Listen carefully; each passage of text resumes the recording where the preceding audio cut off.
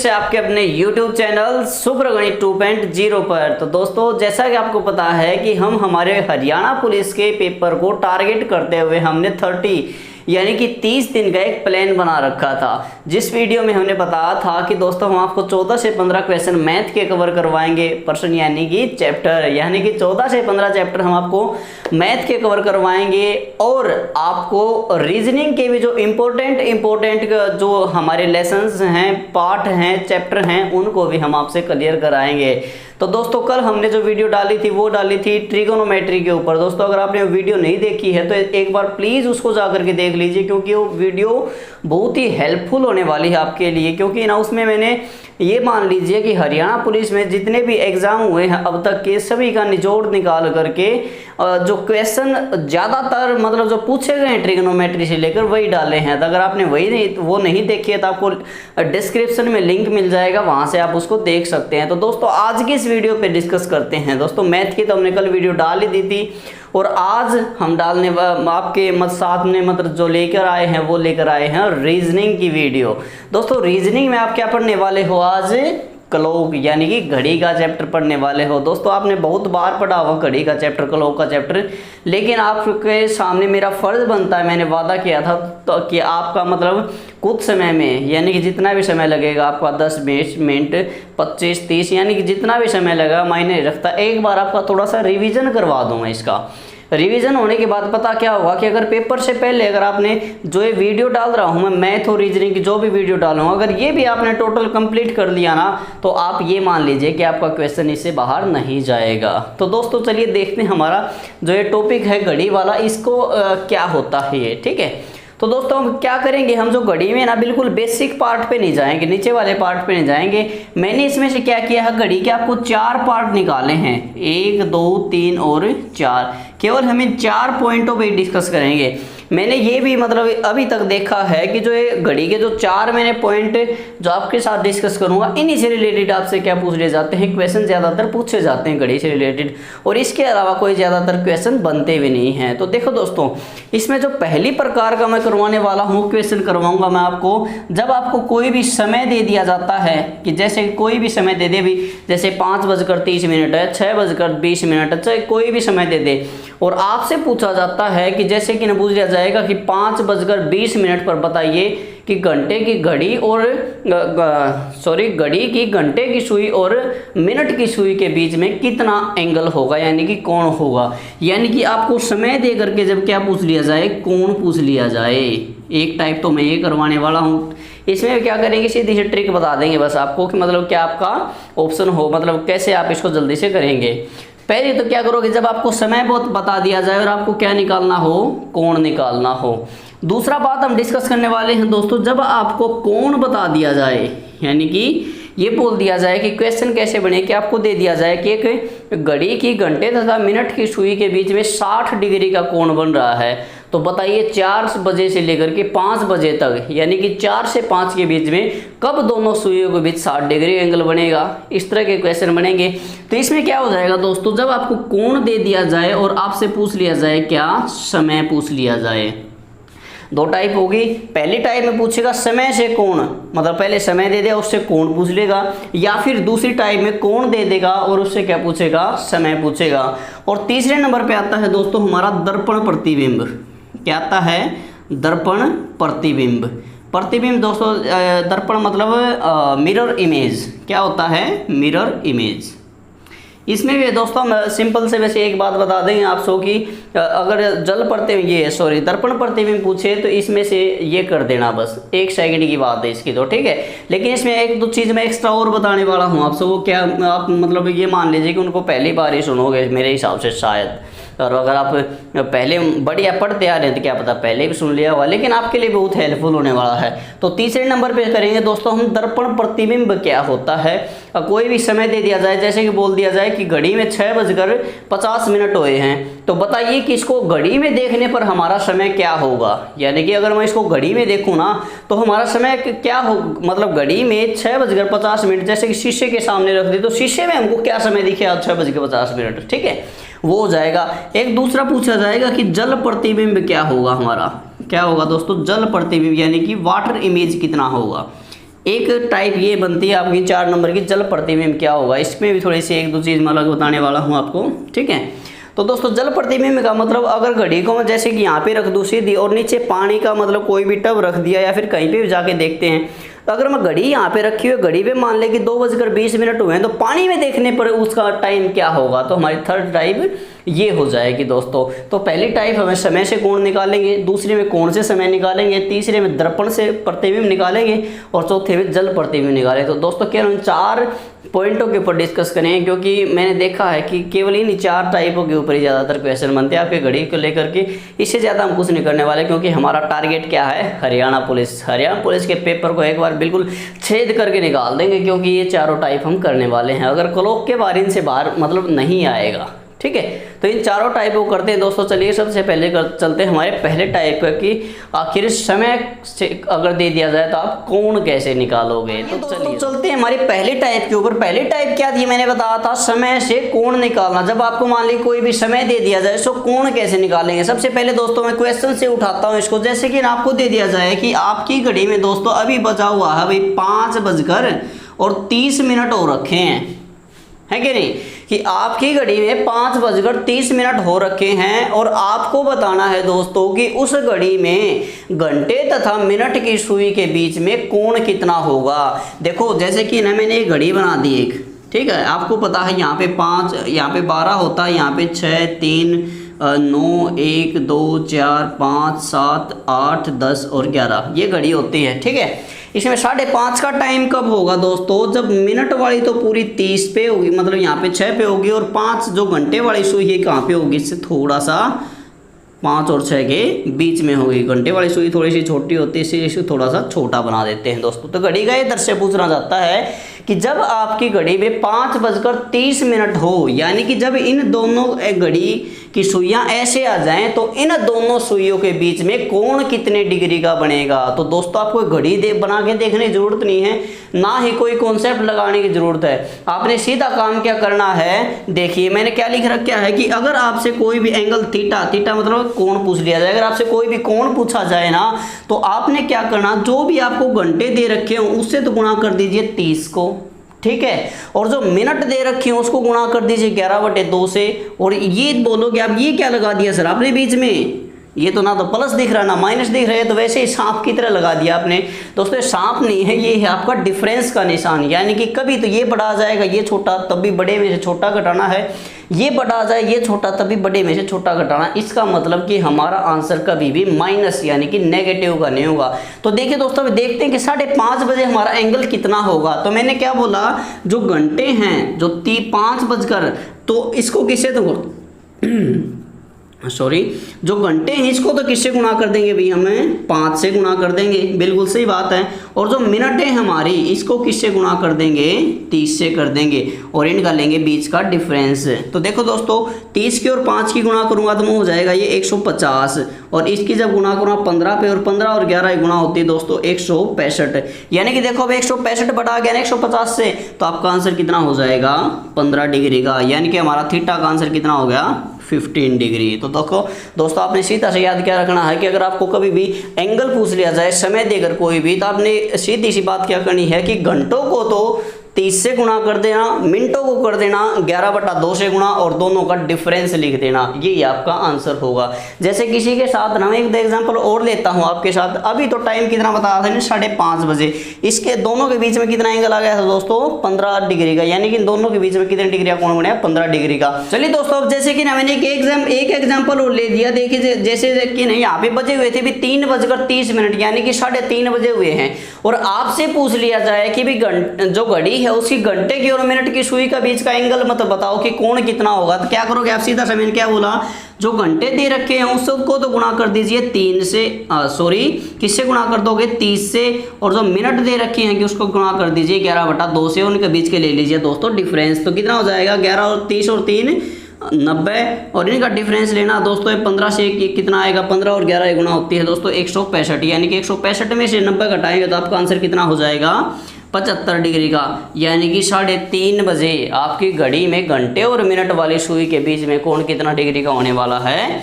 75 degree का होने वाला है। तो दोस्तों ये थी सिंपल सी बात। आपका अगर समय दे दिया जाए तो कोण कैसे निकालोगे, आप इसके ऊपर एक दो क्वेश्चन और डिस्कस कर सकते हैं, और मतलब आप क्या कर सकते हैं, इसके ऊपर प्रैक्टिस कर सकते हैं, क्योंकि दोस्तों हमारे पास समय काफ़ी कम है, क्योंकि हम चाहते हैं कि काफ़ी कम समय के अंदर आपका चैप्टर रिवाइज करवा दिया जाए। तो क्या करोगे, अगर आपको समय से कोण निकालना दे दिया जाए तो घंटों को तो 30 से गुणा कर दीजिए, मिनटों को 11/2 से गुणा कर दीजिए, और दोनों का डिफरेंस लिख दीजिए, वही आपका क्या हो जाएगा, आंसर हो जाएगा। तो दोस्तों अब चलते हैं हमारी दूसरी टाइप पर, जिस पे करना था हमें कोण से समय निकालना, मतलब इसका बिल्कुल उल्टा। तो चलिए दोस्तों अब देखते हैं आपकी टाइप 2 को। कौन सी टाइप को, टाइप दूसरी को, जिसमें आपको क्या करना है, कोण से केवल समय निकालना। कि अगर आपको दे दिया जाए कि भी आपकी घड़ी में ना ये बताना है कि आपकी घड़ी में 2 से 3 बजे के बीच, जैसे कि छोटा सा एग्जांपल ले रहा हूँ घड़ी में, तो चाहे किसी के बीच में पूछ सकता है वो कि 2 से 3 बजे के बीच आपसे ये पूछ लिया जाए कि भाई आपका 30 डिग्री का कोण कब बनेगा। जैसे कि आपसे बोल दिया जाए कि आपकी घड़ी में ना, ये तो कंफर्म है भाई 2 से 3 के बीच में आपने ये देखना है कि जो आपकी मिनट की सुई और जो घंटे की सुई होगी ना, उन दोनों के बीच में 30 डिग्री का कोण कब बनेगा। तो दोस्तों उसके लिए हम क्या यूज करेंगे, ये वाला फॉर्मूला। वही बात पिछले वाले में ही, घंटों को तो किससे गुणा करना है, 30 से गुणा करना है, लेकिन दोस्तों इसमें क्या लिख रखा है मैंने, प्लस माइनस थीटा, यानी कि एक बार तो एंगल को जोड़ना है और एक बार एंगल को घटाना है, और फिर कर देना 2/11 से गुणा। तो देखो दोस्तों इसी एग्जांपल लेकर चलते हैं कि 2 से 3 के बीच में 30 डिग्री का कोण कब बनेगा। तो देखो दोस्तों हम सबसे पहले क्या करेंगे, 30 गुणा में घंटे से गुणा।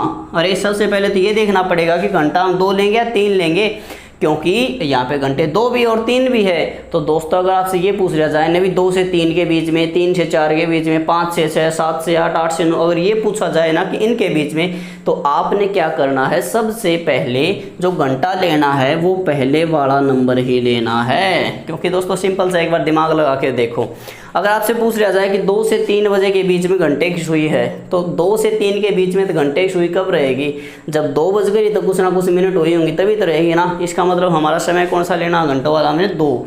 और ऐसे सिंपल, मतलब बिल्कुल सिंपल तरीके से याद रखना चाहो तो आपने क्या रखना है, केवल जो मतलब पहले वाला दे रखा है छोटे वाला, ये याद रख ले, जो छोटे वाला दे रखा हो घंटा केवल वही लेना है। तो क्या करेंगे, 30 गुणा में 2। एक बार तो क्या करना दोस्तों, प्लस 30 डिग्री करना है, क्योंकि थीटा एक बार तो प्लस 2/11 है। और एक बार क्या करना है दोस्तों, आपने 30 गुणा में 2 माइनस 30 डिग्री और इंटू में 2/11 करना है।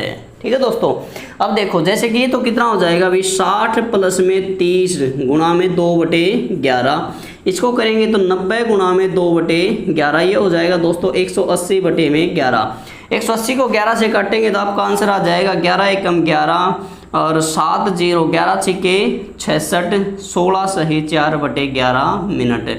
यानी कि दोस्तों क्या मतलब हुआ कि आपकी जो घड़ी है 2 से 3 बजे के बीच में 2:16 सही 4/11 मिनट पर दोनों सुइयों के बीच में कितना डिग्री का कोण होगा, 30 डिग्री का कोण होगा। अब दोस्तों इसका एक आंसर और आने वाला है, देखो क्या आएगा वो। इसमें क्या करेंगे, 30 दूनी 60 माइनस में 30 क्या हो जाएगा, गुणा में 2/11। अब देखो 60 में से 30 गया, गुणा में 2/11, 30 और दूनी कितना हो जाएगा भाई 60/11, और 60/11 को जब डिवाइड करें कितना हो जाएगा, 11 पंजे 55 5/11। यानी कि आपकी घड़ी जो 2 से 3 बजे के बीच में आज जिसके समय बता रहे हैं, उस घड़ी में 2 से 3 बजे के बीच 30 डिग्री एंगल 2 बार बनेगा उस 1 घंटे के अंदर। 2 बार कब कब, एक बार तो 2:16 सही 4/11 मिनट पर, और एक बार बजेगा भैया आपका 2:05 सही 5/11 मिनट पर। तो दोस्तों ये आपका सवाल था कि अगर आपसे पूछ लिया जाए कि कोण दे रखा है और आपसे समय निकालना हो तो आप कैसे निकालोगे। ठीक है, तो देखो दोस्तों अब एक एग्जांपल और करके दिखा देता हूँ आपको, जिससे आपको बहुत अच्छे से समझ में आ जाए। आपका समय ये बोल दिया जाए कि आपका समय है 5 से लेकर 6 बजे के बीच में। क्वेश्चन आपको दे दिया जाए कि आपको बताना है कि 5 बजे से 6 बजे के बीच आपकी घड़ी कब घंटे वाली और मिनट वाली सुई के बीच में 60 डिग्री का कोण बनाएगी। तो पुट करके देखते हैं, इसमें सिंपल सी बात है। क्या करेंगे दोस्तों, घंटों की जगह तो क्या पुट करेंगे आपने बताना है, 6 करेंगे या 5 पुट करेंगे। हाँ बिल्कुल सही बात है, 5 ही पुट करेंगे ना, क्योंकि छोटा तो क्या है इसमें 5 ही है। तो देखो पुट करके देखो, 30 गुणा में 5 एक बार प्लस वाला ले लेते हैं, प्लस कितना अभी 60 डिग्री थीटा दे रखा है और गुणा में है 2/11। ठीक है, एक बार माइनस वाला लेते हैं, 30 गुणा में 5 माइनस में 60 गुणा में है वही 2/11। सही बात है। ठीक है, अब देखो एक बार इसको सोल्व कर देते हैं। 30 पंजे 150 प्लस में 60 गुणा में है वही 2/11। 150 और 60 कितने हो जाएंगे भाई 210 प्लस इंटू में 2/11। 210 को 2 से गुणा करो तो आपका आंसर आ जाएगा दोस्तों 200, 2 1 कम 2 2 दूनी 4/11। और इसको जब हम काटूंगा तो आपका आंसर आ जाएगा 11 तिये 33, 9 0 11 8 88, 38 सही 2/11 मिनट पर। यानी कि एक बार तो 5:38 सही 2/11 मिनट पर दोनों सुइयों के बीच में कोण कितना होगा दोस्तों 60 डिग्री का होगा। और दूसरा कि हमारा समय कब होगा 30 पंजे 150 माइनस 60 गुणा में 2/11। तो क्या हो जाएगा दोस्तों 150 में से 60 गए तो ये आपके बचेंगे 90। ठीक है, और गुणा में 2/11 ये हो जाएगा 180/11। और 180/11 क्या होता है 11 × 11 6 16 से 4/11, लेकिन एक बार बजेगा 5:16 से 4/11 मिनट पर। तो दोस्तों इस 2 समय निकल के आए हैं आपके। एक तो समय होगा आपका 38 से 2/11 मिनट पर और एक समय होगा आपका 16 से 4/11 मिनट पर। तो दोस्तों आपने फॉर्मूले में तो पुट करना आ गया होगा, लेकिन मैं इससे रिलेटेड आपको 1-2 बात और बताता हूँ। देखो इन बातों को बिल्कुल ध्यान लगा के सुनना। अगर आप लिखना चाहते हैं तो लिख भी लेना। इसमें देखो इसमें है ना, 1 मिनट में इसको थोड़ा सा साफ कर देता हूँ, फिर आपको बताता हूँ आपने क्या क्या चीज़ नोट करनी है एंगल निकालने में। आपका जो समय है, जो ये समय है, इसके बारे में नोट कर लीजिए कि आपका समय कब तो सही होगा, कब तो 2 आंसर आएंगे, कब एक आएगा। ठीक है, आपका समय ना दोस्तों कभी भी क्या नहीं होना चाहिए, ऋणात्मक मान नहीं होना चाहिए। ऋणात्मक का मान समझते हो, यानी कि आपका समय कभी भी नेगेटिव में नहीं होना चाहिए। अगर आपका समय कभी भी, ये मिनट जो निकाल के दिखा रहा था मैं यहाँ पे, अगर ये मिनट आपकी कभी भी माइनस किया जाती है ना तो इसका मतलब वो समय आपका नहीं माना जाएगा। पॉइंट नंबर 1 बात होगी। दूसरी बात क्या कहना चाहता था, अगर आपका समय आ जाए भी 60 से ज़्यादा, कितना आ जाए 60 से ज़्यादा आ जाए, जो 2 निकाल के दिखा रहा था यहाँ पे, जो एक 16 से 4/11 आया था और एक यहाँ पे 38 से 2/11 आया था ना, अगर ये दोनों समय 60 से ज़्यादा आ जाए तो वो भी समय आपका मान्य नहीं होगा। तो दोस्तों इन 2 कंडीशन को याद रखना कि आपका समय कभी भी नेगेटिव नहीं आ सकता और अगर आपका समय कभी भी 60 से ज़्यादा नहीं आ सकता, और अगर ये आ जाते हैं तो आपका समय मान्य ही नहीं होगा। मतलब आपका आंसर केवल एक ही हो जाएगा जो 60 से कम है और नेगेटिव भी नहीं है। ठीक है दोस्तों, अब एक बात और देखो इसके ऊपर, ये तो चीज़ नोट कर ली होगी ना आपने। अब एक चीज़ और देखो, इसमें ना क्या पूछ लिया जाता है क्वेश्चन, जैसे कि यहाँ पे एक क्वेश्चन आ रहा है, इसमें क्या बोला गया है कि दोस्तों आपने ये बताना है कि आप 5 से 6 बजे के बीच में पूछ लिया जाए, जैसे कि ये पूछ लिया जाए कि आपकी जो घड़ी है ना 5 से 6 बजे के बीच कब तो आपस में संपाती होगी। क्या होगी दोस्तों, संपाती होगी। कब ये दोनों की सुइयां क्या होंगी, रैखिक होंगी। क्या होंगी, रैखिक होंगी। और दूसरा, कब ये दोनों सुइयां एक दूसरे के समकोण होंगी, या फिर दोनों सुइयां एक दूसरे के एक सीधी रेखा में होंगी, सीधी रेखा में होंगी। तो दोस्तों ये 3 टाइप के क्वेश्चन पूछे जाते हैं आपके, संपाती होंगी, समकोण होंगी और रैखिक या फिर सीधी रेखा में होंगी। क्वेश्चन कैसे आता है, आपसे पूछ लिया जाए कि बताइए कि 5 से 6 बजे के बीच, समय कोई भी दे सकता है, मैंने बोला कि समय कोई भी दे सकता है और आपने घंटे की जगह कौन सा लेना, छोटे वाला समय लेना है। तो दोस्तों अगर आपसे बोल दिया जाए कि 3 से 4 बजे के बीच में आपकी घड़ी की दोनों सुइयां कब एक दूसरे के संपाती होंगी। दोस्तों संपाती का मतलब होता है जब दोनों सुइयां अपनी जो मिनट वाली और जो घंटे वाली एक दूसरे के बिल्कुल ऊपर आ जाएं। और देखो जब एक दूसरे के दोनों ऊपर आ जाएंगे तो दोनों के बीच में कोई एंगल रहेगा ही ना, रहेगा ही नहीं। तो इसका मतलब जब संपाती होगी तो हमारा एंगल कितना हो जाएगा, 0 डिग्री का हो जाएगा। ठीक है, अगर आप एक सीधी रेखा में होती हैं, देखो जैसे कि एक ये सुई है एक सुई है, अगर ये दोनों सीधी रेखा में हो जाए ना तो इनके बीच का एंगल कितना आ जाएगा, कितना होता है दोस्तों, ये 180 डिग्री का होता है। यानी कि जब आपको एक रेखी या सीधी रेखा में बोले तो आपने एंगल कितना लेना है, 180 डिग्री का लेना है। और समकोण को तो आपको पता ही है कितना होता है समकोण, सॉरी 45 नहीं 90 डिग्री का होता है। ठीक है, ये बोल दिया जाए कि 3 से 4 बजे के बीच में दोनों सुइयां कब संपाती होगी, तो आप ये मत सोचना कि हमको तो एंगल दिया ही नहीं भाई, अब कैसे समय निकालें, तो आप थीटा की जगह क्या पुट कर दोगे, 0।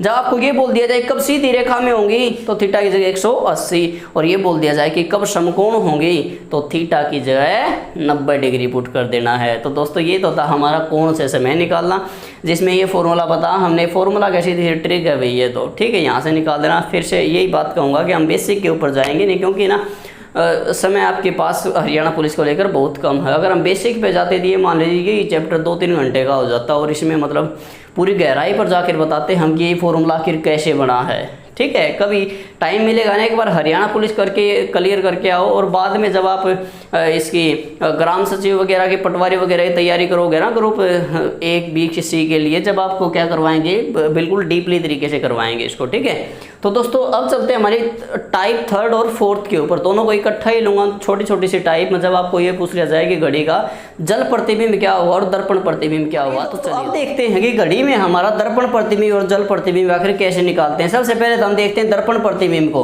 दर्पण प्रतिबिंब को दोस्तों इसके 1-2 अलग से नाम भी होते हैं। अगर आपसे पूछ लिया जाए कि दर्पण प्रतिबिंब, तो सीधा सा पता चल जाएगा आपको। दर्पण प्रतिबिंब अगर इंग्लिश में लिख के दे दे आपको क्या बोलेगा कि क्या निकालिए भैया आप, मिरर इमेज निकालिए। मिरर इमेज क्या होता है दोस्तों, शीशा होता है, शीशा यानी कि दर्पण ही बोलना चाह रहा है ये। क्या बोल देगा आपको दोस्तों, मिरर इमेज निकालिए, तो भी क्या निकालना आपने, दर्पण प्रतिबिंब निकालना है। ठीक है, या फिर आप, लेकिन आपको बोल दिया जाए कि ऊर्ध्वाधर, क्या बोल दिया जाए, ऊर्ध्वाधर। अरे क्या होगा इस मार्कर को भी, ऊर्ध्वाधर। अगर आपको बोल दिया जाए कि ऊर्ध्वाधर दर्पण प्रतिबिंब निकालिए, ऊर्ध्वाधर दर्पण प्रतिबिंब, तो क्या निकालना आपने, तब भी दर्पण प्रतिबिंब निकालना। आप बोल रहे हो सर ये क्या लिखवा रहे हो आप, कुछ काम के भी हैं ये, अभी बताते हैं आपको क्या काम के हैं ये।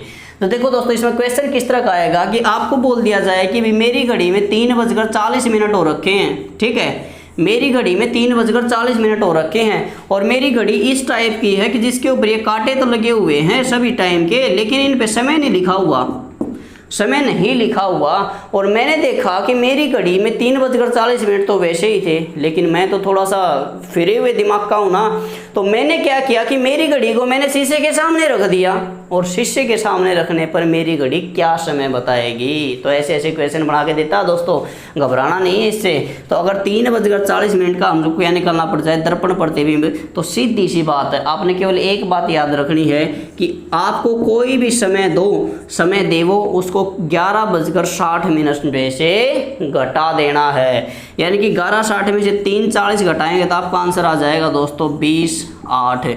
यानी कि अगर 11:60, यानी कि अगर आपकी घड़ी में सीधे सीधे 3:40 हो रखे हैं ना, तो उसको आप शीशे में देखोगे तो आपकी घड़ी दिखाएगी आपको 8:20। ठीक है, अब जैसे कि एक एग्जांपल और, आपकी घड़ी में बोल दिया जाए कि उसने बोला कि मेरी घड़ी में 2 मान लीजिए कि 35 हो रखी हैं, और आपने बताना है 20 का, शीशे में देखूंगा तो क्या दिखेगा, अरे भाई 11:60 में से घटा दो, 60 में से 35 गए तो बचेंगे भैया 25, और 11 में से 2 गए 9। यानी कि अगर आपको सीधी घड़ी में 2:35 हो रखे थे ना, तो आपकी घड़ी में अगर शीशे में देखोगे तो 9:25 हो रखे होंगे। तो दोस्तों ये फ्री फंड के नंबर होते हैं आपके, अगर लोग में इस तरह के क्वेश्चन आ जाते हैं तो हिट कर दे, मतलब 1 ही सेकंड में आपका आंसर खलास है इससे। ठीक है, तो हमारा आ गया दर्पण प्रतिबिंब क्या होता है कि 8:20 पे क्या हुआ, 9:25 पे 8:20 कितना होगा, 3:40 पे होगा, 9:25 होगा, 2:35 पे होगा। तो दोस्तों अब चलते हैं हमारे जल प्रतिबिंब के ऊपर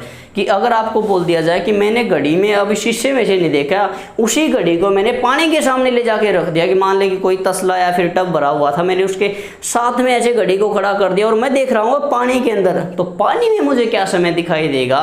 तो देखिए दोस्तों इसके लिए आपने क्या करना है, इसके लिए ना आपको छोटी सी बात याद रखनी पड़ेगी। देखो इसमें तो क्या था, सीधा सा 11:60 में से घटा देना था, लेकिन जल प्रतिबिंब में क्या होगा, जैसे कि ना वो निकालना है भाई 3:40 ही दे रखा था।